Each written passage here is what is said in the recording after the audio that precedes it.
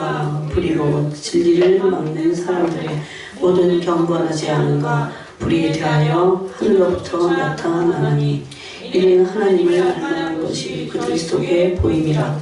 하나님께서 이를 그들에게 보이셨느니라. 창세로부터 그에게 보이지 아니하는 것들 곧 그의 영원하신 능력과 신성이 그가 만드신 만물에 분명히 보여 알려졌나니 그러므로 그들이 핑계하시는 듯한 지니라. 하나님을 알 때 하나님을 영원하게도 아니하며 감사하지도 아니하고 오히려 그 생각이 허망하여 그치며 이러는 마음이 어두워졌나니 스스로 지혜 있다 하나 어리석게 되어 썩어지지 않는 하나님의 영광을 썩어지는 사람과 새와 짐승과 기어다니는 동물 모양의 우상으로 바꾸었느니라. 아멘. 네.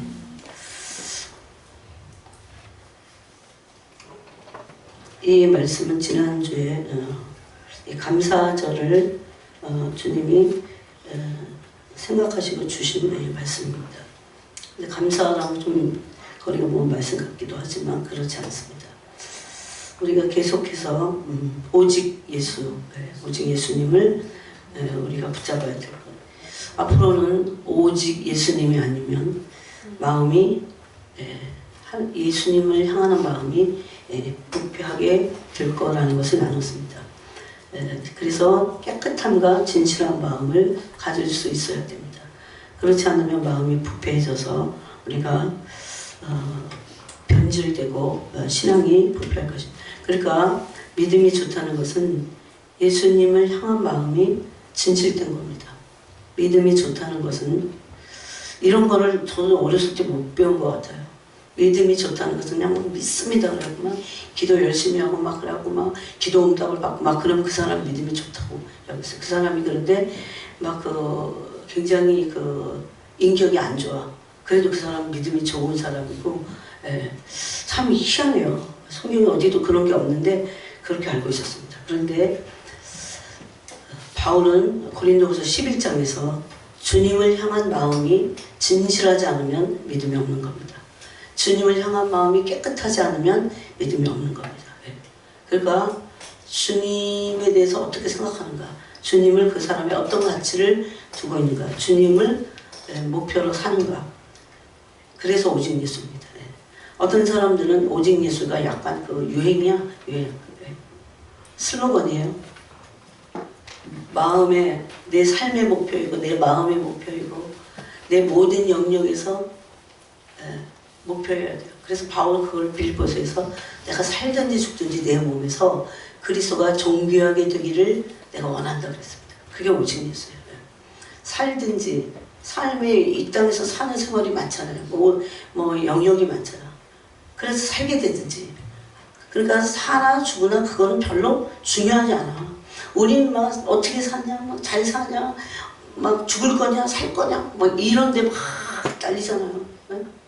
근데 가만히 진짜 곰곰이 묵상해 보면 살든지 죽든지 하는 건 이 땅에서 얼마나 사람들이 살려고 막 바둥바둥 난리 부리잖아. 그래도 그게 하나님의 영원한 나라에서는 살든지 살아가는 거나 죽는 거나 그거는 그렇게 중요하지 않아요. 일찍 갈 수도 있고 늦게 갈 수도 있고. 그런데 뭐가 중요해요? 지옥 가느냐 천국 가느냐 그거죠. 그런데 바울은 이 삶에서 내 몸에서 내가 살아있든 죽든지 간에 그리스도가 존귀하게 되기를 원한다고 그랬어요. 그래서 오직 예수입니다. 여러분이 이런 거를 그냥 제가 이렇게 여러분에게 나누면 이건 제 신앙이 될 수 있었는데 저도 이걸로 멈춰서는 안 됩니다. 계속 그걸 묵상하고 또 묵상하고 그럴 때 소가 그 되새김질을 통해서 영양가를 얻는 거랑 똑같습니다. 많은 사람들이 왜 이런 말씀들을 듣는데도 영혼이 성숙하지 않을까요? 그 말씀 묵상하지 않기 때문에 지금 계속 묵상. 오직 예수가 뭘까? 그래서 그것을 묵상할 때 거기서 나오는 그 엑기스가 내 영혼에 스며듭니다. 저는 그런 은혜를 참 많이 받았어요. 그리고 그게 참 놀라워요. 그게 엄청난 우리에게 에너지를 줘요. 맨날 설교를 막 어떻게 할 수도 없잖아. 근데 정말 그 말씀을 주일날 말씀을 또 묵상하고 주일날 말씀뿐만 아니라 다른 말씀도 내가 읽은 것들을 묵상하고 할 때 그것이 내 영혼의 양식이 됩니다. 진짜. 딱 그래서 묵상하지 않는 성도는 성장하지 않아요. 성장해야 성숙하잖아. 성장도 안 했는데 애 보고 막 성숙하라고 그러면 안 되지. 성장해야 그 다음 성숙하는 거잖아요. 그 성장을 통해서 성숙한다는 것은 책임을 지는 겁니다. 자기가 자기 삶도 책임지고 남의 삶도 책임지고 남의 영혼을 책임질 수 있는 거. 자기 삶도 책임지지 못해. 그건 아직 성장이 안 된 거예요. 근데 어떻게 남의 영혼을 책임집니까? 이거는 영계나 육계나 똑같습니다. 그래서 오직 예수님을 붙잡는 것이 우리에게 얼마나 중요한지, 오직 예수님의 삶이 실제가 되도록 하라고 했습니다. 그런데 우리가 이 오직 예수님으로 살게 될 때, 오직 예수님으로 살게 된다는 것은 그냥 이게 율법이 아니에요. 하나님의 얼굴을, 예수님의 얼굴을 구하는 삶이라는 것을 알 수 있어요. 예수님을, 오직 예수, 그거는 예수님의 얼굴을 구하는 거예요. 근데 예수님의 얼굴을 구하는 것이 시편에도 있고, 또 시편 24편에도 있고, 27편에도 있고, 또 시편 91편에도 있고, 또 이 하나님의 얼굴을 구했던 사람들이 있어요. 이 구약에서도. 그러면 우리가 지난 시간에 어디까지 이 부분을 했냐면 로마서를 들어가기 전에 고린도 후서 4장을 함께 나눴습니다. 예수님의 얼굴을 구하는 것은 하나님의 영광을 구하는 것입니다. 그게 어디 있어요? 고린도 후서 4장에 있죠. 왜냐하면 그 4장에 보니까 4절에 그리스도의 영광의 복음의 광채가 비치지 못하게 혼미한 영들에게 그런다. 그러면 믿는 자들에게는 그리스도의 영광의 광채가 비추는 거예요. 우리 심령에. 그래서 그래도 이렇게 믿는 거예요. 이 정도라도. 그 영광이 비쳤기 때문에. 사람 스스로는 만약에 저보고 그냥 그런 거 말고 믿으라 그러면 저는 안 믿었을 것 같아요. 무슨 이상한 집단이야 이랬을 것 같아요. 그런데 성령이 제 마음에 그리스도의 영광의 복음의 광채를 비췄기 때문에 제가 믿게 된 거죠. 네? 근데 그리스도는 정체가 뭐냐면 하나님의 형상입니다. 이거를 히브리서 1장 이렇게 하면서 한번 보세요. 히브리서 1장 3절에 보니까 그 답을 거기서 하고 있어요. 고린도후서 4장 4절의 말씀은 히브리서 1장 3절에서 그리스도는 하나님의 형상이다 그랬죠. 지금 고린도후서 4장 4절에서. 그런데 히브리서 1장 3절에 보니까 이렇게 예수님에 대해서, 예수님은 하나님의 영광의 광채시요. 아까 고린도후서 4장 4절에서 뭐라고요? 하나님의, 그리스도는 하나님의 형상이야. 그죠? 그런데 여기 그게 나와요. 그 본체의 형상이시라. 본체는 누굽니까? 하나님. 그래서 예수님은 하나님의 형상이라는 말씀이 히브리서 1장 3절과 고린도후서 4장 4절 말씀이 동일하게 맞습니다. 딴 말을 하고 있잖아요. 그러면서 고린도후서 4장 6절에는 어두운 데에 빛이 비치라 말씀하셨던 그 하나님께서, 그럼 그 하나님의 형상을 가지고 있는 예수님 안에 어떤 영광이 있었는가를 6절에 말씀합니다. 뭐라고요? 예수님 안에 하나님의 어떤 영광이 있었는지를 지금 고린도후서 4장 6절에 말씀하고 있어요. 되게 중요해요, 이런 거. 예수 그리스도의 얼굴에 있는 하나님의 영광을 아는 빛을 가지고 있었어요. 하나님의 형상이기 때문에 예수님 안에 하나님의 영광의 그 빛을 갖고 있었다는 거예요. 그게 어디에 나왔어요? 마음에도 있지만 예수님의 얼굴에 비쳤어요. 예수님의 얼굴에서. 여러분 잃어버리면 안 돼. 예수님을 우리가 만약에 영광 중에 대면하면 제일 뭘 볼 겁니까? 얼굴을 보잖아요. 근데 그 얼굴 안에는 하나님의 영광을 아는 빛이 쫙 비치는 거예요. 그 빛을 우리가 어디로 봤습니까? 마음으로. 여기 그랬잖아요. 그 아는 빛을 우리 마음에 비추셨느니라. 이게 뭐예요? 복음의 영광의 광채야. 그 그러면 이 복음의 영광의 광채는 하나님의 형상이 예수님에게 있는 그 영광의 빛이 우리 마음에 비친 거예요. 그런데 어떻게 안 믿어? 예? 그러면 그냥 막 사형리하고 막 혼이 지옥 가기 싫으니까 혼이 믿겠다고 그러는 건 진실로 믿는 게 아니에요. 그 영광의 하나님을 아는 영광의 빛이 예수님에게 있던 그 빛이 우리 심령 안에 비추잖아요. 마음에 비친다고 했잖아요. 그러면 뭐부터 나오는지 아세요? 뭐부터 나올 거예요? 회개. 그래서 사도행전에서 우리 형제들아 막 말씀 듣고 나서 형제들 우리가 어찌할까 그랬을 때 너희가 회개하라고 했어요. 각각 회개하라고. 우리가 지금도 이 빛을 대면해야 됩니다. 사실은. 그러면 우리가 눈만 뜨면 저도 다 그 갈망하고 있어요. 눈만 뜨면 육신의 눈으로 귀로 듣고 또 냄새 맡고 이러고 입으로 먹고 이러고 살고 있잖아요. 그런데 이런 것을 벗어난 하나님의 영광의 세계가 있어요.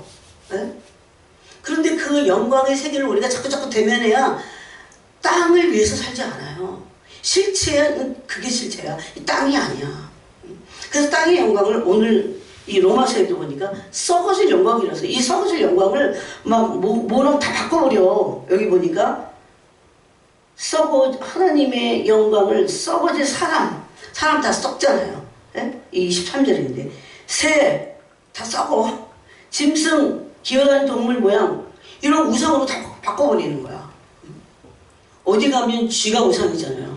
뭐 그거는 끔찍한 일이기도 하지만 썩어지지 아니할 하나님의 영광은 하나님의 나라의 그 영광의 실체는 하나님이세요. 그 영광을 날마다 우리가 봐야 돼요. 대면해야 돼요. 사실 날마다 보면 얼마나 좋겠어요. 근데 이걸 못 보는 거야. 예수 믿을 때 잠깐 보고 그것도 받는지 안 받는지 잘 모르지. 그러고 나서 생으로 막 못 본 걸 믿으려고 하니까 얼마나 힘든지 몰라. 그러니까 또 딴소리하고 또 뒤로 물러가고 그리고 이게 저 혼이 그러고 있는 거야. 혼은 불신에 찬 혼은 그냥 십자가를 못 박아버려야 되는데 여러분 보지 않은 걸 어떻게 믿어요? 모르는 걸 어떻게 믿냐고. 한 번도 본 적이 없다고 예수님이 요한복음 5장에서 바리새인들이 하는 소리 했어요. 그 소리예요. 그게 너희들은 한 번도 그 형상을 본 적이 없고 그분의 영광의 실체를 본 적이 없어. 여러분 그래서 모세같이 영광을 내게 보이소서 날마다 그래요. 이게 무슨 신비주의자들이기 때문에 그렇게 하는 게 아니에요. 하나님의 영광은 하나님의 실체니까. 이 영광을 못 본 사람들은 종교화됩니다. 그 종교 안에는 생명이 없어요. 하나님의 영광의 실체를 대면하면 어떤 고난이 와도 그걸 돌파할 수 있는 힘이 나한테 있는 게 아니고 거기 있어. 거기. 그래서 여기 보니까 하나님이 너무나 놀라운 말씀을 여기 지금 하고 계시는데 하나님을 알만한 것을 사람들에게 보이셨다고 말하고 있어요. 능력과 신성이 만드신 모든 만물 안에 있다. 이 일반 계시를 말이야. 그래서 저기 이런 꽃 봐도 하나님의 능력과 신성이 이 안에 깃들여 있는 거예요. 사람이 어떻게 보느냐가 중요하긴 하지만. 그래서 창세로부터 보이지 않는 하나님의 신성과 능력이 만드신 만물에 분명히 보여졌다. 이렇게 되어 있습니다.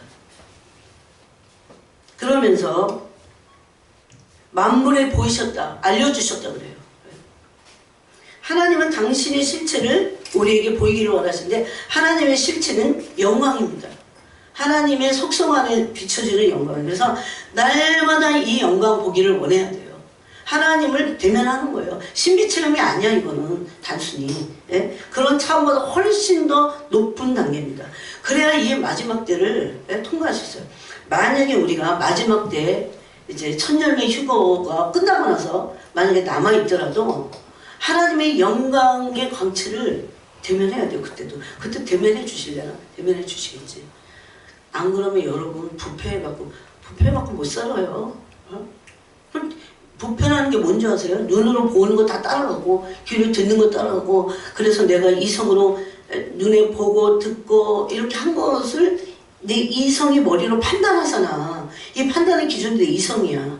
근데 그거를 하게 하는 그 통로들을 보니까 눈으로 본 거, 귀로 듣는 거. 수많은 정보들을 사람들이 쫓아가고 있잖아요, 지금. 그 정보가 불필요한 건 아니지만요. 그거는 본질이 아닙니다. 그래서 실제를 봐야 돼요. 주님의 영광을 보여달라고 모세같이 기도하고 또 기도하고 그래야 돼요. 지금 하나님이 이스라엘 범죄해갖고 버리시겠다고 하는데 모세는 갑자기 주의 영광을 내게 보이소서. 출애굽기 33장 몇 절이더라? 18절쯤. 네, 그랬어요. 왜 그랬을까요? 그래서 로마서 1장 18절에 보니까 하나님을 알만한 것, 하나님의 능력과 신성을 이 만물에 보여줘갖고 알게 하셨기 때문에 하나님 알만한 것이 우리 속에 있다는 겁니다. 그 영광을 알고 알 수 있다는 겁니다. 하나님의 당신의 영광을 꼭 막 이렇게 차단해갖고 못 보게 하시는 분이 아니에요. 물론 구약에서는 잘못 보면 죽습니다. 그래서 하나님의 영광의 그 징조로 막 화근과 나팔 소리와 이걸 들을 때 모세도 무섭다 그랬거든요. 그런데 하나님은 당신의 자녀들에게 타락했는데도 불구하고 하나님의 영광의 실체를 지금 다 보여주고 계시는 거예요. 지금도 보기를 원하기만 한다면 볼 수 있습니다. 그래서 성경에 보니까 하나님께서 이것을 우리에게 보이셨다 이렇게 아예 말씀하고 있어요. 하나님 영광을 모르면 안 돼요. 그래서 모르면 안 돼요. 뭐를? 영광 안에 있는 능력과 신성이야.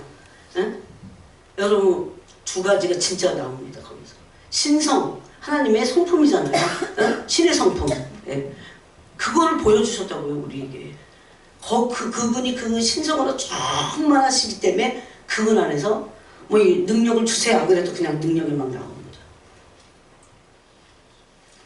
그래서 이거를 우리에게 알려주셨습니다. 그런데 거기 보니까 분명히 보여 만물에 분명히 보여 알려졌나니 그러므로 그들이 핑계하지 못할지니라. 못 봤다고 할 수 없다는 거예요. 그렇게. 저 나무만 봐도 나무 안에도 하나님의 신성과 능력이 스며 있어요. 이런 사람이 만든 거에는 스며 있지 않아요. 이런 거예요. 사람이 만든 거예요. 그런데 21절에 주님이 목요일쯤 말씀하셨어요. 그래서 하나님을 알게 됐어요. 하나님이 보여주시니까 알아요. 이 주체는 누구예요? 하나님이세요. 그리고 하나님이 모든 만물 안에 하나님의 능력과 신성을 다 뒀어. 그러니까 폭포 밑에 가면 하나님의 신성과 능력을 느껴야 돼요. 느껴야 돼. 골방에 가서도 느껴야 되고 제일 많이 하나님의 신성과 능력이 부여된 곳이 어딜까요? 부여된 존재가 누굴까요? 사람입니다. 사람. 하나님의 모양과 형상으로 창조했다고 하셨으니까.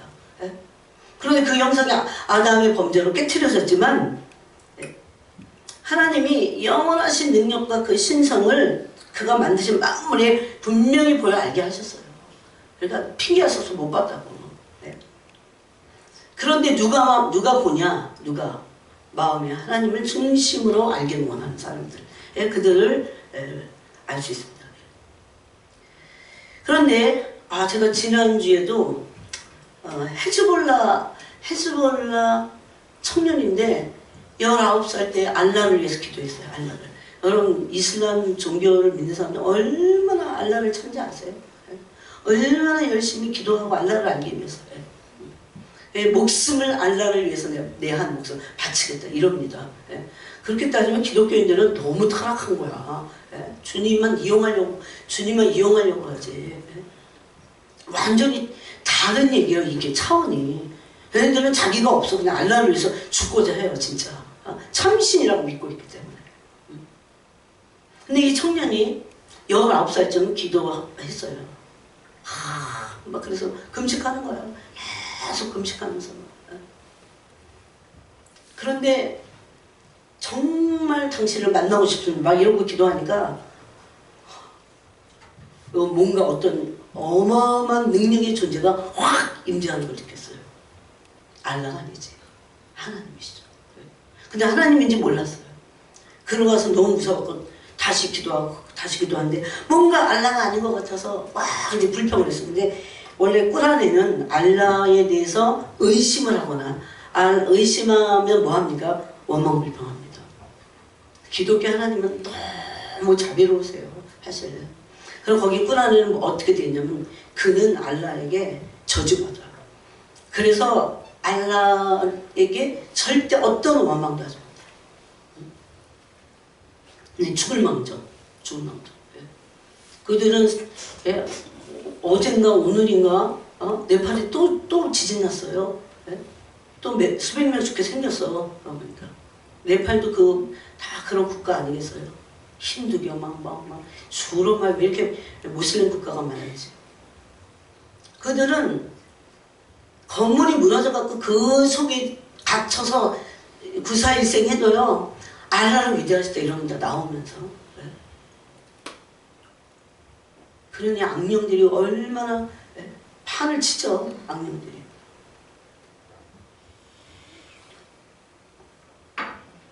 근데 이 청년이 드디어 어느 날 주님 만납니다. 진짜 참신이시면 나를 만나달라고 이제 이렇게 해요.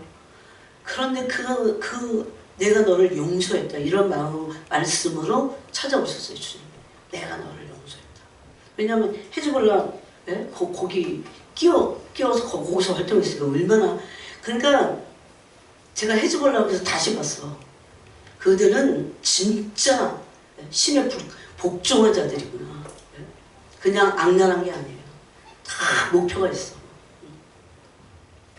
그래서 주님 저 헤즈볼라 저 안에도 주님 만나게 해주세요. 주님 만나게 해주세요. 그래갖고 만났는데 이게 한 십몇 년 전이야. 잊을 수가 없대요. 날마다. 잊을 수가 없대요. 그 주님을. 너무나 내가 너를 용서하고 그 하나님의 그 자비하심과 긍휼과 용서, 그러니까 우리가 알고 있는 그런 수준의 용서가 아니야. 얼마나. 그래서 그렇게 생각됐대요. 한 번도 알라로부터는 너를 사랑한다 이런 얘기 못 들어봤잖아요. 그런데 기독교 하나님 넌 잊을 수 없다. 그래서 그 이후로 그 평생을 이제 주님을 위해서 사는 거예요. 그때 20살도 안 됐을 때 만났으니까 지금 한 40이 가까울 거예요.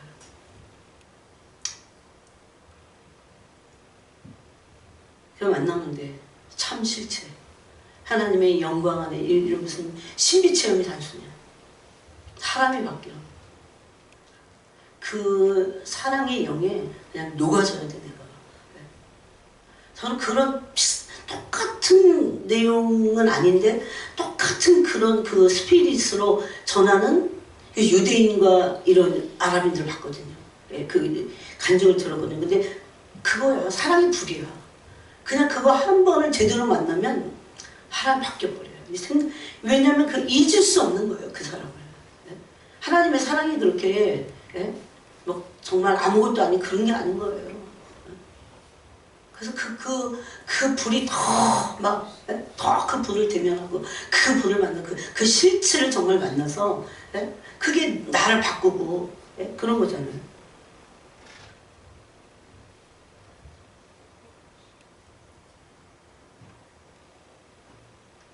찬송 부르다가 아까 막 너무 말씀해갖고 이거 아까 맨 나중에 부른 게 500 몇 장이잖아요. 막 잃어버릴까봐 막 적었어요. 여기 어려운 일 당할 때 예수님 의지합니다 그거잖아요. 근데 의지하는 게 믿음이라고 그랬어요. 근데 하나님 의지하지 않는 그 믿음이 없어 그러면 불평하게 돼 있어요. 불신하게 돼. 불평하게 돼 있어요. 이거를 죄로 말씀하신 겁니다. 그런데 하나님을 전심으로 의지하냐. 어떤 어려운 일 당했어. 근데 하나님 전심으로 의지하면 그게 믿음이에요. 그러면 믿는 자에게 뭘 주십니까? 은혜를 주십니다. 은혜 안에는 하나님의 능력이 있어요. 능력. 그래서 이거를 이길 수 있는 거죠. 그래서 믿음이 이기는 거예요. 근데 전심으로 그분을 의지해야 됩니다. 천국 올라가도록 의지할 것 뿐일세 그랬어요. 무슨 일을 당해도 예수 의지합니다.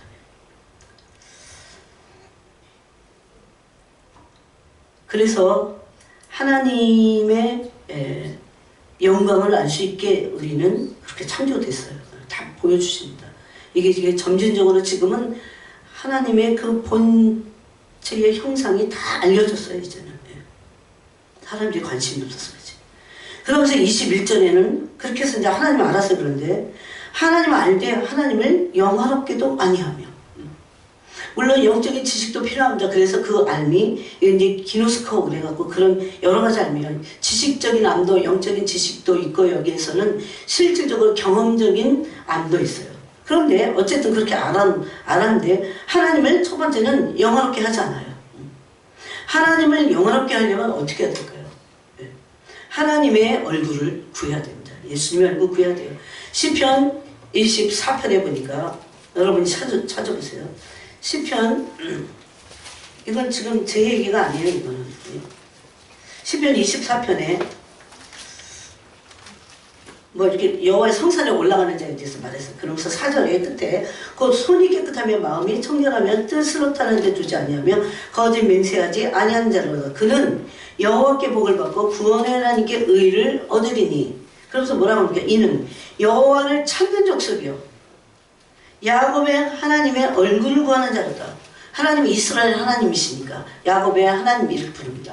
그래서 우리는 이 이스라엘 하나님, 야곱의 하나님, 즉 이스라엘 하나님이라고 우리가 하나님을 그렇게 부르는 이유가 뭡니까? 야곱의 하나님이라고 부르는 이유가 뭐예요? 하나님은 언약의 하나님이시다. 언약의 하나님 바로 나하고도 맺은 언약이 있는 거죠.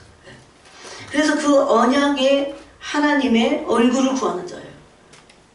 하나님의 얼굴 안에는 뭐가 있다고 그랬어요, 아까? 네. 하나님의 얼굴 안에는 영광의 광채가 있습니다. 하나님의 얼굴을 구해야 돼요. 그분의 실체를 구해야 돼요. 그분의 손에 있는 기적이나 그분의 손에 있는 어떤 떡이나 명예나 이런 것만이 아니에요. 그건 하나님이 주시는 겁니다. 그렇지만 정말 구해야 되고 진짜 구하지 않으면 안 될 것은 하나님의 얼굴입니다. 하나님의 얼굴의 광채, 그 영광을 구해야 됩니다. 이게 시편 24편의 비밀이에요. 단지 문제 해결이나 기적만이 아닙니다. 그래서 이것만 구할 때는 기복적이 돼요. 복만을 목적으로 삼을 때는 인본주의 신앙에 빠져버립니다. 그러면 대부분 막 문제 해결을 위해서 막 하나님을 구했다가도 해결이 되면 그 이상 하나님 구하지 않습니다. 너무 안타까운 거죠. 이게 요한복음 6장에서의 비밀입니다. 노동의 떡, 기적의 떡 먹고 나서 생명의 떡을 계속 말씀하시잖아요. 그래서 예수님이 생명의 떡인 나를 구해야 돼 이렇게 이제 말씀하시니까 많은 제자들이 그 이튿날부터 다 읽지 않았어요. 그래서 예수님이 12제자에게 뭐라고 해요? 너희도 가르느냐. 생명의 말씀이 당신께 있는데 우리가 미개로 가오리까 그러잖아요. 예수님의 얼굴만을 구해야 될 이유입니다. 예수님의 얼굴만을 구하지 않기 때문에 그 영광을 대면할 수 없어요. 이거를 조금이라도 안 사람들은 주님의 영광을 구하게 되어 있어요. 우리가 구할 게 얼마나 많아요. 건강도 구하고 뭐도 구하고 미래의 운명도 구하고 잘되기를 원하고 막 이런 거 구하잖아요. 그런데 그 모든 것을 온전하게 하는 것은 예수님의 얼굴을 구하는 것입니다. 그게 고린도후서 4장 4절과 6절에 있는 말씀입니다. 하나님의 형상을 구하는 겁니다. 하나님의 형상은 하나님의 성품입니다. 교회를 다니지만 사람들은 세상 것을 사랑해서 세상의 영광을 구합니다. 오늘 여기 로마서에 썩어질 영광, 썩어질 영광, 우상의 영광을 구하는 거예요. 그거를 구했던 자들이 바로 바리새인들이었어요. 너무나 놀랍게도 너무나 기가 막힐 노릇이에요 이게. 요한복음 5장에 보니까 썩어지지 않은 하나님의 영광을 썩어질 사람이 영광으로 바꾼 자들이 그들입니다. 그래갖고 그 사람으로부터 영광을 취하기를 원했어요. 네? 그럼 우리는 영광이 없어야 되냐? 아니에요. 하나님의 영광을 구합니다. 하나님의 영광을 구하는 자들은 영광을 하나님께 올려드리죠. 네? 요한복음 5장이니까 그 영광을 본 적이 없다고 합니다. 그 음성도 들은 적이 없고 그 형상을 본 적이 없다는 것은 하나님의 영광을 대면한 적이 없다는 겁니다. 그들이 뭐라고요? 종교인이에요, 종교인. 나는 어떤가를 살펴봐야 돼요. 진짜 영광을 대면하면 우리가 정말 믿게 돼 있어요. 안 것만큼 믿게 돼 있어요. 우리가 인간적이라면 눈에 보고 눈을 떠서 아침에 탁 눈을 떠서 보고 듣고 하는 것에 의해서 살아간 거예요. 그게. 그건 혼적인 거예요. 혼적인 것은 기복적이고 이것은 인본주의적인 신앙이 사실 아니죠. 왜 그러면 안 되는지를. 그래서 그런 사람들은 하나님을 영화롭게 할 수 없습니다.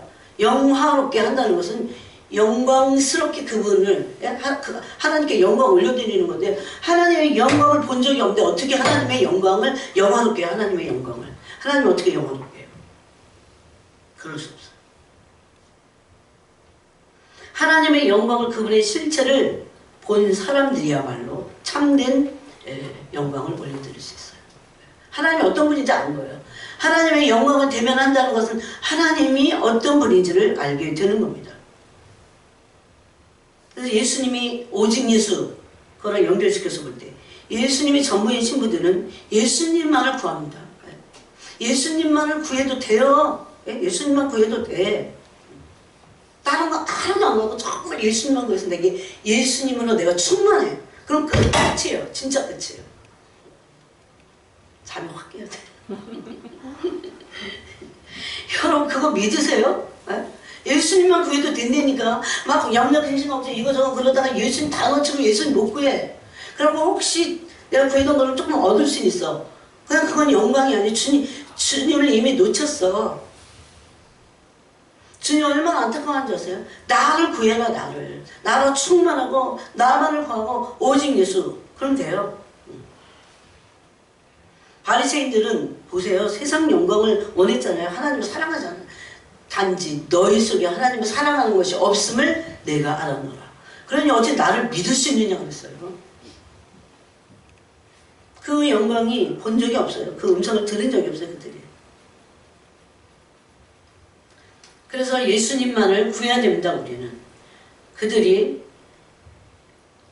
그 영광을 대면할 수 있는 자들입니다. 오늘날 이 바리새이적인 믿음을 가진 사람들이 많습니다. 하나님의 실체를 그 영광을 구하지 않습니다. 모르기 때문에도 안 구하고 그 가치를 몰라요. 근데 조금만 정말 본질적으로 마음을 쏟으면 길가에 핀 꽃을 보면서도 하나님의 영광을 대면할 수 있다고. 능력과 신성. 그랬어요. 성경. 거기에 하나님이 왜 당신이 만드셨습니까? 하나님이 만드신 그 만물에 하나님의 신성이 스며 있어요. 내가 뭘 만들면 내 혼이 거기 스며 있겠죠. 그죠? 그런 거 똑같습니다. 그래갖고 고린도전서 2장에서는 하나님의 실체를 그 영광을 구하지 않아갖고 몰라. 하나님이 어떤 분인지 몰라. 딱 하나님의 영광을 하나님의 신성이 충만하고 육체로 구하신 예수님이 그들 앞에 서 있는데도 못 알아봤어요. 저도 못 알아볼 것 같아. 그래갖고 저는 그런 거 갖고 회개하는 거야. 저는 제가 거기 있어서도 못 알아봤을 수 있으니까 저는 회개합니다. 그러니까 하나님의 영광의 본체이신 영광의 주님을 고린도전서 2장에 보시면 십자가를 못 박아버려. 여러분 우리는 어떨까요? 그 실체를 못 보니까 예수를 못 알아보잖아.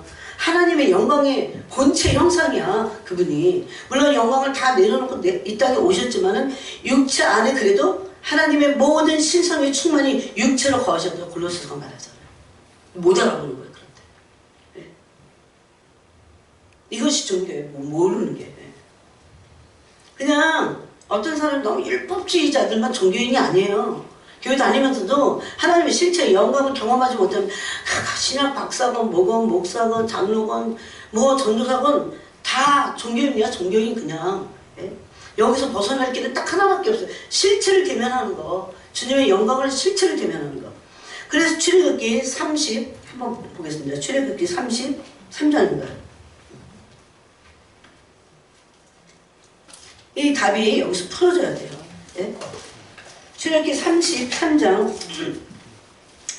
33장에 보니까 주님 같이 가자고 막 그랬어요. 그랬더니 이제 범죄하는 이스라엘 놓고 하도 모세가 그러니까 하나님 같이 가겠다고 합니다. 12절에 모세가 여호와께 아뢰되 보시옵소서 주께서 내게 이 백성을 인도하여 올라가라 하시면서 나와 함께 보낼 자를 내게 지시하지 아니하시나이까. 그래서 이제 나중에 보니까 모세가 여호와께 아뢰되 주께서 친히 가지 아니하시려거든 우리를 이곳에서 올려보내지 마옵소서. 와, 이렇게 해야 되는데 그냥 우리는 주님이야 주님이 같이 가시든 막 안 가시든 그런 거 상관없이 그냥 막 일이 잘 되고 진행되고 막 번창하고 뭔가 이게 여러분 인본주의예요. 하나님 없이. 예? 심지어 모세에게 뭐라고 그랬어요?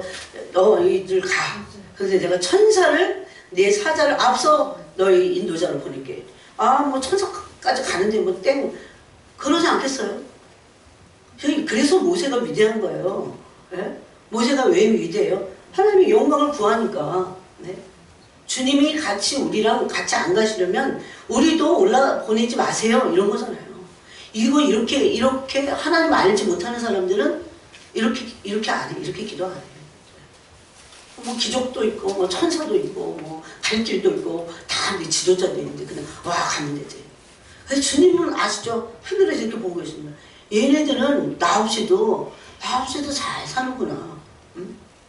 하나님의 허락한 곳에서 하나님 없이도 뭐 살 수 있잖아요. 어느 정도는.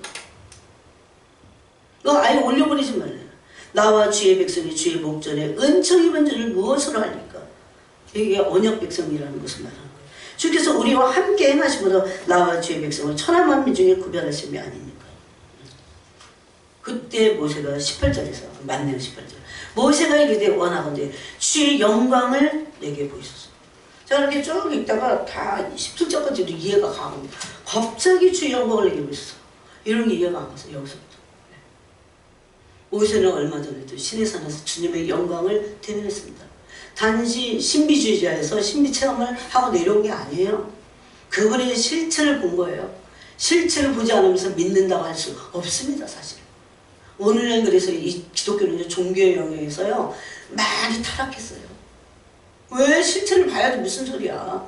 그분을 자녀들이 보는 것은 당연해요. 예수님 그래서 요한복음 5장에 그러신 거야. 한 번도 너희들 그의 형상을 본 적이 없고 그의 음성을 들은 적이 없다고 합니다. 그냥 단지 종교가 돼갖고 막 토라를 막 연구만 하는 거야. 혼으로 인간의 방법으로. 예? 근데 인간에게서 나온 게 어떻게 신을 알아요? 인간 스스로가. 그랬더니 여호와께서 이렇게 말씀해. 내가 내 모든 선한 것을 내 앞으로 지나가게 하여 여호와의 이름을 내게 선포하리라. 나는 은혜의 베풀 자에게 은혜를 베풀고 긍휼의 될 자에게 긍휼을 베푸느니라. 그래서 하나님이 자신을 선포하시는데 34장까지 가요. 그게 여호와께서 구름 가운데 5절입니다. 강림하사 이 영광이 되면 되는 거예요. 지금 오늘날 교회의 문제는 하나님의 영광의 실체를 경험하지 못하는 데 있습니다. 막 성령의 역사면 또 은사만 따라가. 그거보다 더 깊고 그걸 포함해서 초월해 계신 하나님의 실체를, 그분의 영광을, 그분의 형상의 본체를 구해야 돼요. 주님을 정말 구해야 돼요. 주님의 얼굴을 구해야 돼요. 손이 아니라. 이제는 그렇게 하지 않으면 우리가 이 땅에서 부패하게 될 겁니다. 왜 실체를 본 적이 없기 때문에 어떻게 믿음이 부패하지 않을 믿음을 가질 수 없어요. 여러분 충분히 이건 이해할 수 있는 얘기예요. 그래서 하나님, 여호와 하나님 자신이 이름을 선포하셨어요. 여호와께서 그의 앞으로 지나시며 선포하실 때 여호와라 여호와라 자비롭고 은혜롭고 노하기를 더디하고 인자와 진실이 많은 하나님이라. 인자도 많지만 진실이 완전하신 분이세요. 인자가 많아. 그래서 인자를 천대까지 베풀어. 근데 악과 가시가 죄를 용서하리라. 그러나 벌을 면제하지는 아니하고, 그래서 그 징계받을 때 벌 받는다고 하는 거예요. 아버지의 악행을 자손 3, 4대까지 보응하리라. 그래갖고 모세가 아주 급히 땅에 엎드립니다. 그러면서 주여 내가 주께 은총을 입었거든 원하건대 주는 우리와 동행하옵소서. 우리의 악과 죄를 사하시고 이 목이 뻣뻣한 백성이니까 용서해달라고 그런 기도를 합니다. 그래서 하나님의 영광을 모세는 대면했어요. 하나님의 영광을 대면한 모세의 얼굴 안에 있는 영광을 사람들은 보기 원치 않았어요. 그래서 고린도 후서에 보니까 모세의 얼굴에 수건을 덮어 씌웠습니다. 여러분 잊지 말아야 됩니다. 하나님의 영광을 대면하는 것은 믿는 자로서 아버지를 보는 겁니다. 예수님은 나는 아버지께서 하시는 말씀을 듣고 나는 그대로 말한다고 그랬어요. 예? 나는 그분의 형상을 본 그대로 예? 산다고 그랬어요. 실체를 본 적이 없는데 어떻게 영화롭게 합니까, 하나님을? 예? 그래서 하나님을 영화롭게 하지 않을 뿐만 아니라 그 다음 뭐 하나입니까? 감사하지 않아요. 예, 감사하지 않아요. 감사는 어떻게 합니까? 하나님의 영광의 실체, 그분의 실체 안에 있는 그 긍휼과 자비, 아까 그 긍휼과 자비, 은혜 이런 걸 알게 될 때 구원의 감격을 하게 됩니다. 그래서 사죄의 은총을 맛보게 돼요. 이건 반드시 있어요. 죄사함의 은총이요. 이상의 죄사함의 은총은 우리를 회복시키는 능력이 있어요. 그 안에. 예. 죄사함의 은총을 맛본 사람들의 그 초월적인 감사죠. 환경이 어쨌든 감사합니다. 예. 이거 훈련이 돼야 돼요. 훈련이 돼야 돼요. 그런데 그냥 어거지로 막 율법 안에서 막 감사하니까 막 그런 수준에서 빨리 벗어나서 그분의 영광을 대면하게 될 때 하나님께 감사하게 되어 있다니까요. 뭐에 감사해요? 그분의 은혜에, 아까도 그랬잖아요. 여호와를 자비에, 그분의 긍휼하심에, 그걸 봤기 때문에, 맛봤기 때문에, 알았기 때문에, 체험적으로 알았기 때문에 감사하게 되어 있어요. 이거는 환경을 초월한 감사입니다. 사실 이 땅에서 우리가 근심 걱정하는 것, 감사하지 못하는 모든 것들은 땅에서 일어나는 일들이에요. 그래서 에베소서, 심지어 에베소 1장 6절과 12절에서는 거저주시는 은혜, 거저주시는 은혜의 영광을 찬송하게 하려 함이라고 그랬어요. 우리는 하나님의 은혜는 아니지만 하나님의 영광, 그 은혜가 영광으로부터 나온다는 걸 몰라요. 하나님의 본체 형상에서. 저는 모든 성도들이 하나님의 영광의 본체를 봐야 된다고 생각해요. 이거에 모세같이 얼마 전에도 보고 내려왔잖아. 근데 주의 영광을 내게 보이소서 그러잖아요. 이 백성에게 아니라 자기에게 보여달라고 합니다. 이 신비주의에서 하는 소리가 아니에요, 여러분. 왜 주님의 얼굴을 대면하면 모든 것들이, 진짜 모든 것들이 새롭고 모든 것들이 그 안에 모든 게 다 있고 모든 게 완벽으로 할 수 있기 때문에. 마귀는 그러니까 싫어할 수밖에 없어요. 하나님의 영광의 실체를 우리가 대면할까봐. 왜 그런 줄 아세요? 마귀는 지가 영광의 존재였어. 하나님이 그를 지으실 때 얼마나 많은 영광을 마귀에게 보여주셨었잖아요. 그 천사에게. 그리고 하나님의 그 돌리 사이를 왕래하고 그 불꽃 사이를 왕래할 정도로 거룩한 천사였잖아요. 그래서 아무리 위대한 사람이고 막 어마어마한 역사를 일으켜도 우리 천사도 타락하는데, 천사장도 타락하는데 누굴 믿습니까? 내가 날 믿어서는 안 돼요. 내가 은혜 받을 때 믿어서 안 돼. 나쁜 의미에서 믿지 말라는 게 아니에요. 자기에게 속지 말라는 겁니다. 우리는 아직도 갈 길이 먼 사람들입니다. 그 목적이 뭡니까? 거룩한 존재가 되갖고 예정의 목적이 흠도 없고 섬도 없이 주의 그의 사랑 안에서 거룩하게 하시려고 우리 예정하셨다 이렇게 됐죠? 에베소서 1장 6절에. 근데 그것만이 목표는 아닙니다. 그 거저주시는 은혜, 근데 그 은혜의 실체를 봤더니 영광이야 그게. 그래서 은혜의 영광을 찬송하게 하려고 우리 예정하셨다 이렇게 말합니다. 물론 로마서에서는 아들의 형상을 본받아서 영화롭게 되는 겁니다. 우리가. 근데 어떻게 영화롭게 될까요? 은혜의 영광을 찬송할 때 우리도 영광스럽게 되는 거예요. 그거를 여러분 에베소서를 보세요. 에베소서 보니까 그거를 여러 번만 했어요. 여러 번. 에베소서 1장에서만 거의 3번을 말합니다. 이거 얼마나 중요한지.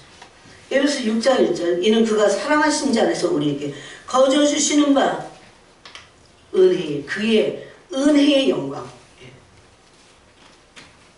하나님의 영광을 알아야 돼. 그래서 그 영광을 찬송하게 하려는 것이라.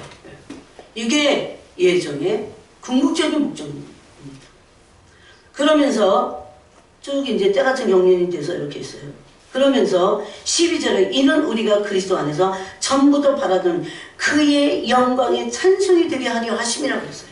이제 아예 영광의 찬송이라고 했어요. 네, 에베소서를 쓴 바울은 자신이 전부터 바라던 바를 쓴 거예요. 영광의 찬송이 되는 거. 이거 얼마나 높은 수치인 줄 아세요? 너무 우리를 높은 부르심으로 부르신 거예요. 그런데 여러분, 천사가 못하는 게 있어요. 고난 못 받습니다. 그래서 아들들이 가장 높은 단계에서 상급이 뭔지 아세요? 진짜 완전히 눈물을 흘리고 완전히 생활이 막 우겨싸임을 당하고 고린도후서 4장과 같이 그런 와중에서 예수님의 죽음을 몸에 짊어지면서 그 영광을 대면하면서 가는 거예요. 그때 고난이 막심하죠. 그런데 예수님을 향한 그 깨끗함과 진실한 마음이 조금도 변하지 않아. 더 뜨거웠어요. 제가 20대 때 그 성인들의 글을 읽을 때 조금도 변질이 안 돼. 도대체 어떤 사람들이 이럴까. 오랜 시간 연단받은 거예요. 그래서 오랜 시간 연단받고 불순물이 또 빠지고 또 연단받고 또. 그리고 웬만한 일은 그냥 다 자기 잘못이야. 왜냐하면 자기 속에 불순물을 더 빼내기 위해서. 그럼 얼마나 겸손해. 그러니까. 거기에 막 하나님 원망하거나 막 당신 막 이래갖고 내가 이래서 뭐 이런 시비가 아예 없었어요. 그게 딱 예수님이잖아.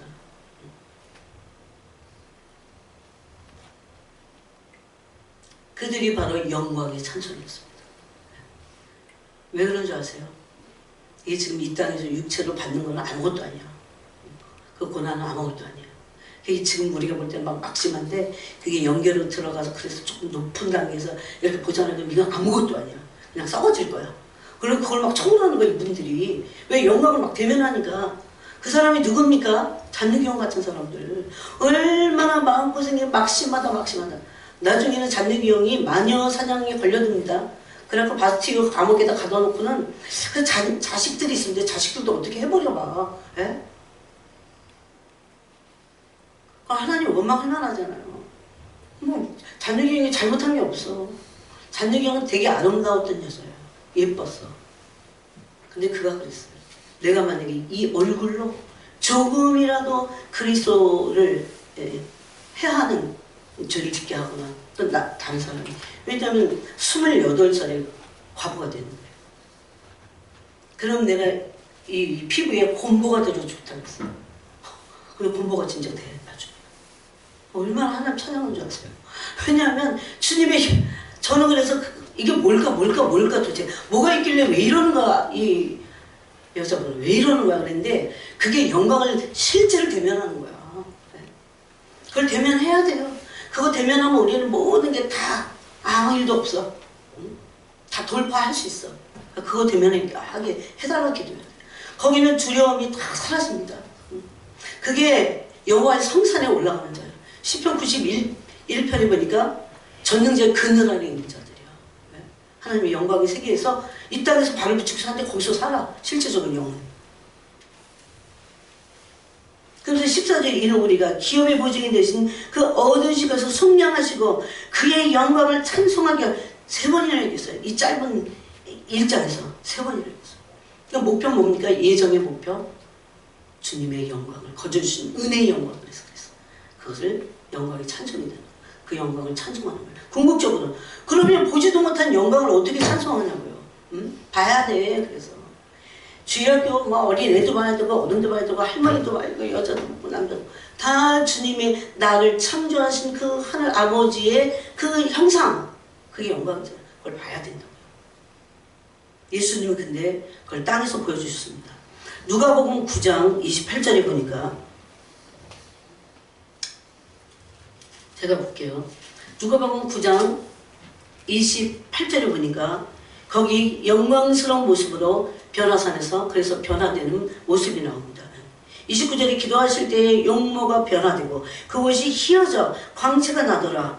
그래서 이렇게 얘기했어요. 이게 바로 변형이 가능하다는 것을, 변형이 있다는 것을, 그 영광을 보여주는 겁니다. 이게 베드로와 야고보와 요한이 가서 봤습니다.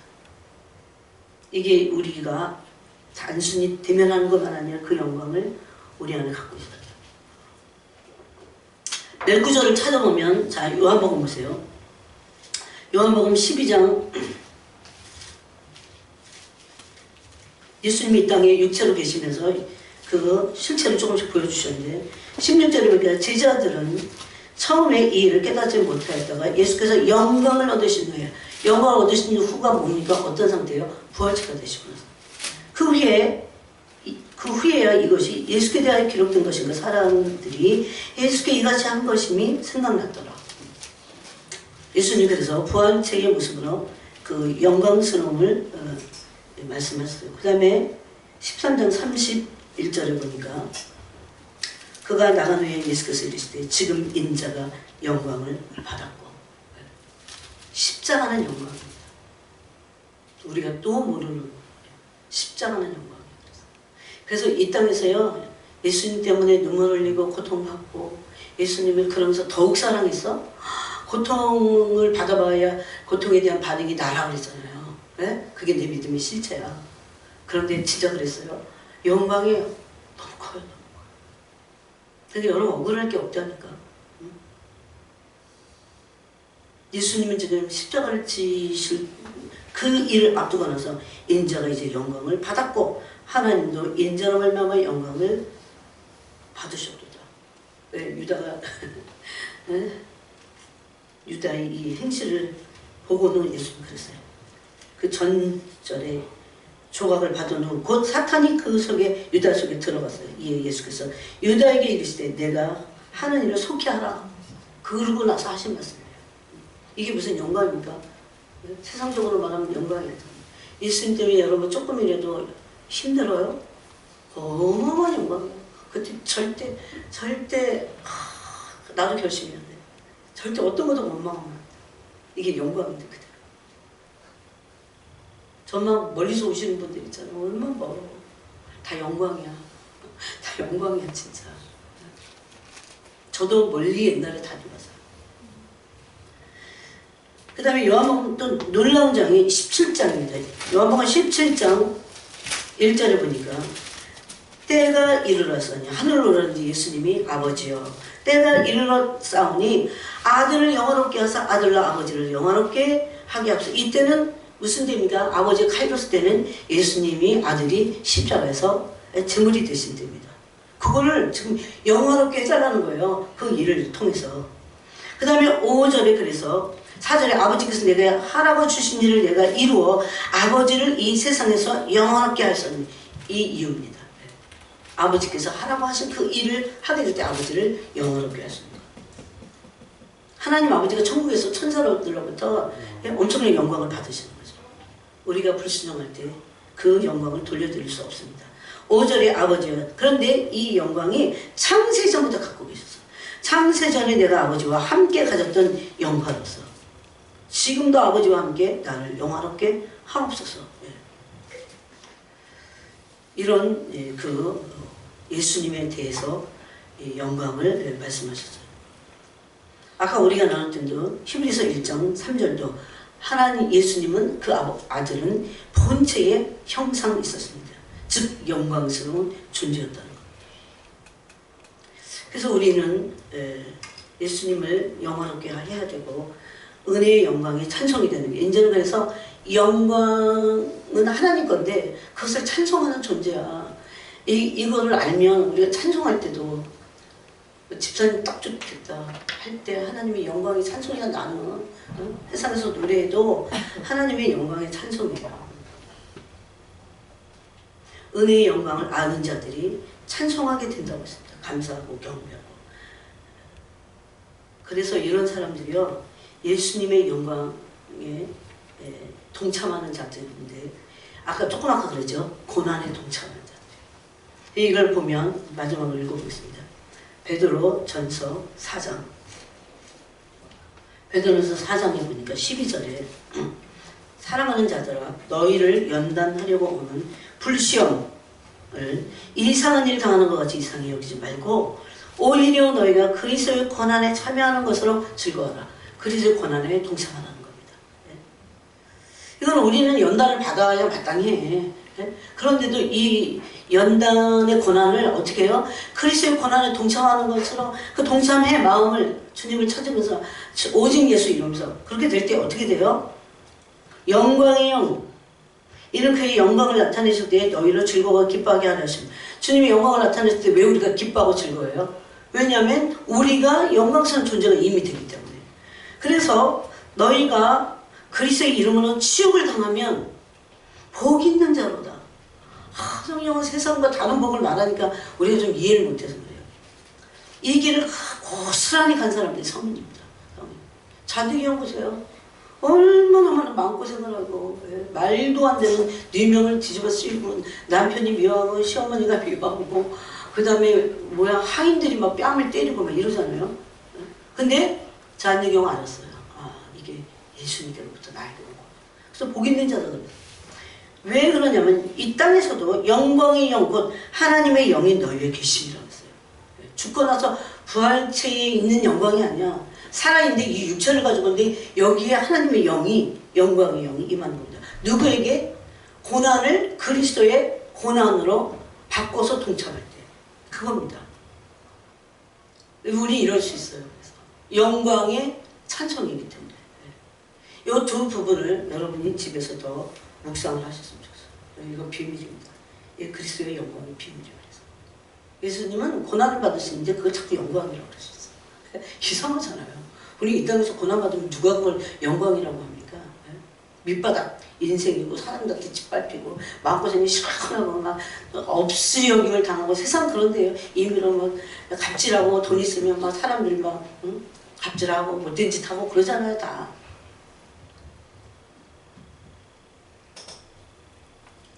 한 절로 더 찾아보고 끝나겠습니다. 빌보서입니다. 빌보서 3장 10절. 그래서 이 부분을 여러분 이렇게 듣는 것으로 끝나지 않고 묵상해야 돼요. 그래야 여기서 엄청난 이 묵상하면서 영광의 임이 막 영광이 막 나한테 임해. 그거를 놓치지 마세요. 그거를. 빌보서 3장 10절에 보니까 내가 그리스도의 부활과 그 부활의 권능과 그 고난에 참여함을 알고자 해요.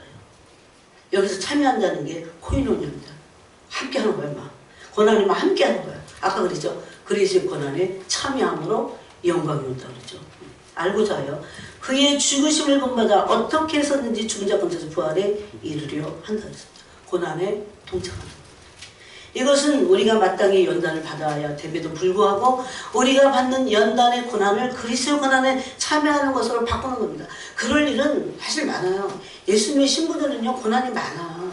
이렇게 저렇게 하나님이 맞춰서 다 좀 그래도 우리가 넘어갈 만한 걸 주시긴 하지만 어떨 때 힘들잖아요. 근데 그걸 다 그리스도의 고난에 동참하는 거 바꿀 때. 근데 우리 그렇게 할 이유가 뭐예요? 거저주시는 지금 우리가 당하는 이 고난을 비교하면 하나님이 주시는 그 영광은 어마어마해요. 그래서 거저주시는 은혜라고 해서 그거 에베소서 1장에서 6절에서 그 거저주신과 은혜의 영광의 찬송이 우리예요. 그렇기 때문에 우리는 내 고난을 그리스도의 고난으로 바꾸고 동참할 수 있다는 겁니다. 그럼 뭐 안 하겠어요? 뭐 원망하거나 불평하거나 그러지 않겠죠. 감사하겠죠. 네? 로마서 1장에서 이런 말씀을 하셨어요. 그런데 이거는 우리가 잘 알아야 됩니다. 제가 이걸 얘기했다고 제가 더 온전치 않아요. 막 찔려요. 그런데 이거를 그게 주님께서 이게 내 비밀이야. 이게 영광의 안에 있는 비밀이다. 그래서 바울은 로마서에서 뭐라고 합니까? 지금 우리가 받는 성도들이 받는 고난은 우리가 장차 받을 영광과 비교할 수 없다고 했잖아요. 우리는 뭡니까? 그러면 영광의 찬송이다. 난 영광의 찬송. 내가 영광만 게 좋은데 하나님이 주시는 거저주시는 영광을 하나님 우리에게 주십니다. 그래서 우리 자신이 영광이에요. 그래서 로마서 8장에는 우리를 뭐라고 했습니까? 하나님의 아들들을 영광의 자녀들이라고 했어요. 근데 우리가 영광을 받는 것으로만 끝나는 게 아니라 이 영광을 거두신 것이 얼마나 큰지 이 영광을 찬송하는 것이 우리의 존재의 비밀이라고. 그래서 그것을 알겠습니다. 하나님 아버지 감사합니다. 오늘 시간에도 우리가 이 말씀을 가슴에 새기고 언제든지